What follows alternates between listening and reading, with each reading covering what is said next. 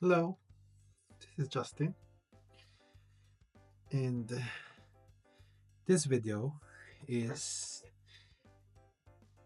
for those who will be applying for the Global Career Scholarship Program next month.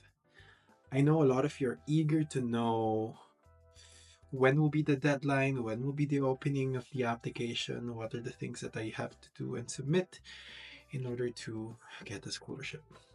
And in this video, I'll be simulating as if I'll be applying for the scholarship in 2025. So as you all know, the scholarship already gained a lot of popularity these past few days, these past few years. And a lot of you are trying to apply and get the scholarship with the resources in YouTube, Facebook, Instagram, TikTok, and the NIED website. A lot of people are equipped already with the resources, and that's already a competitive advantage compared to back in 2020 when the scholarship is not that big. It's not as big as it is now.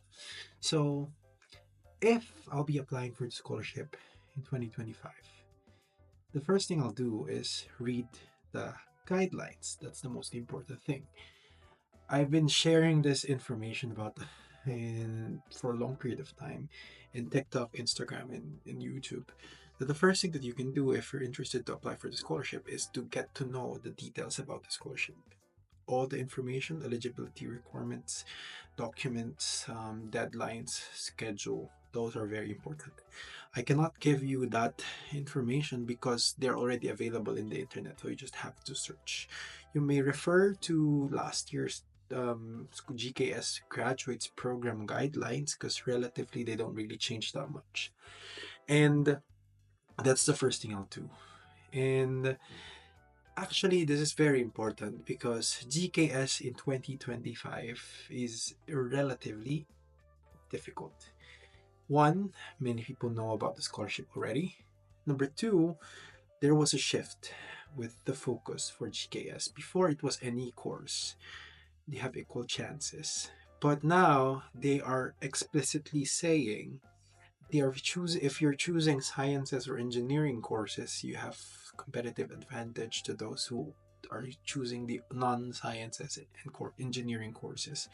Again, so if you're engineering or science-based, lab-based, when I mean science, it's like natural science based, something with research, you have advantage over those who are on the natural sciences, humanities, social sciences. That's what I mean by that. And then there's also an emphasis on those who are taught in Korean language. So before, during my time, I never had the Korean language exposure. I didn't learn the language before I arrived in Korea, meaning all information when I was studying Korean language is when I got the scholarship. So that's one thing. Now, those who have knowledge with Korean language, those who are actually exposed to the Korean language have competitive advantage, especially if they can prove it through the test of proficiency in Korean or topic. That's very important. And also, I think there was also an advantage if you are a professor or a teacher. It's also mentioned in the guidelines. So, with this information in mind, basically now I can only say that I have advantage because I have topic 3. That's only thing I have. At the same time, in the other aspects, many people know it. The engineering sciences courses, I'm not even a teacher or a professor. I'm a disadvantaged. I'm disadvantaged in those aspects. So stacks are against me already with those 4 things I mentioned. So what can I do in order to improve my chances of getting the scholarship in 2025? So if you are in 2025, got your idea about GKS and starting to strategize how to get the scholarship this year.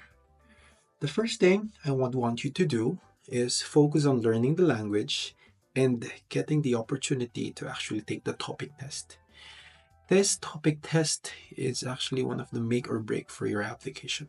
Because if you are compared with the same student, Same grade, same course, almost same value of the credentials. But you have the topic score, you will be chosen regardless of how many people are those who don't have topic. It's you who have topic will get the slot. That's how important topic these past few years with the application is. At the same time, after getting topic proficiency in Korean, if I'll be applying for the graduates program, before doing so, I would want to gain working experience. Why is this important? Working experience provides foundation, knowledge applied in the actual professional setting. So if you have work experience, you have advantage in terms of how you think. It's how you do things. You're professional. That's what you're bringing to the table. Comparing to those who are fresh from college, you had work experience. You know how it works. It may not be as it may not as extensive as like 5 years or 3 years. Like a 1 year, 2 year experience can actually spell the difference. And especially for those who are on the social sciences, humanities, and business, same to me, I would prefer having work experience because when writing your essays, your personal statement, and statement of purpose, you have something to refer to. Oh, I experienced this. I learned this at work, not just at school. It's more of you have a lot of sources of information and experiences. And then number three, I will contact Korean professors who could help me gain understanding about the Korean curriculum, how it works in the Korean educational setting. This is very important, especially for engineering and natural science students, because they would be employed in the laboratory doing their research. So if the professor cannot accept you in the laboratory, technically you won't be able to get the scholarship. That's one thing very important, because each professor has a limited number of slots they can offer for intake of students. If they already are full, they won't be able to admit you. That's very important. Again, number four, aside from the mentioned Korean proficiency, acquiring work experience, contacting professors, I would acquire high value certificates. What I mean by high value certificates, I mentioned in my TikTok video, high value certificates are certificates indicating high level of dedication and proficiency to high proficiency to a certain focus or major that is difficult to acquire and has a limited um, slots. What I mean by this is, like, for example, comparing a national competition, you won a national competition in business case writing, compared to a Coursera course certificate. Those are two certificates, but the national competition for business case writing is times 10, 15 valuable compared to the Coursera course, wherein all people can actually acquire and access to.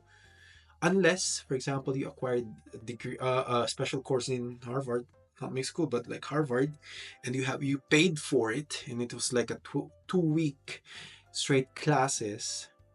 That's something that's hard to acquire and very expensive to get. That's also a valuable thing, and that's something that you can add to your application to boost your chances of getting the scholarship. And then number five would be doing internships related to number two, which is acquiring work. If you cannot get a work, I suggest getting an internship, because internship, although it's not as extensive as a work, as burdensome as a work, internship is more of an introduction to how it is to be professional in the professional setting.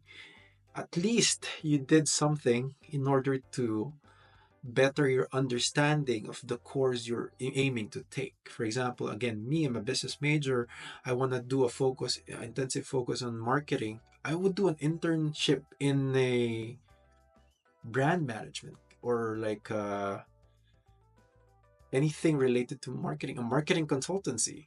That's very big when it comes to packaging your credentials, because at least you have foundational knowledge from school. At the same time, you gained additional information through the internship. That's very critical.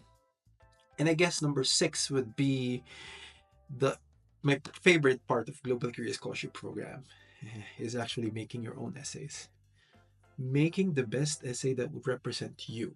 Personal statement and statement of purpose. This is very important because sometimes, all things equal, it's the essays that make you the scholarship over the other applicants. It's the essays. These documents are the stories that are not based on grades. These stories are based on your life. And how you package it is very important, especially for NIED's assessment. Because, as I have mentioned and have been mentioning, essays are the things that you can change. The grades are already fixed. Your work, you can gain, you can acquire more work experience or you can acquire more certificates, but how you package yourself through the essay, that's the most important. And again, they are there to aid you in your personal presentation. And that's very important because GKS is very competitive. And I hope in this spontaneous video I made for you, you'll be able to realize how critical each component of the application requirements are. And with this strategy, I will hope I'll be able to get the scholarship, but unfortunately, I cannot apply anymore because there's a new rule for GKS that if you acquired and got the GK and you passed the GKS before and graduated with the GKS program, since I graduated in 2024, I cannot reapply. And that's about it.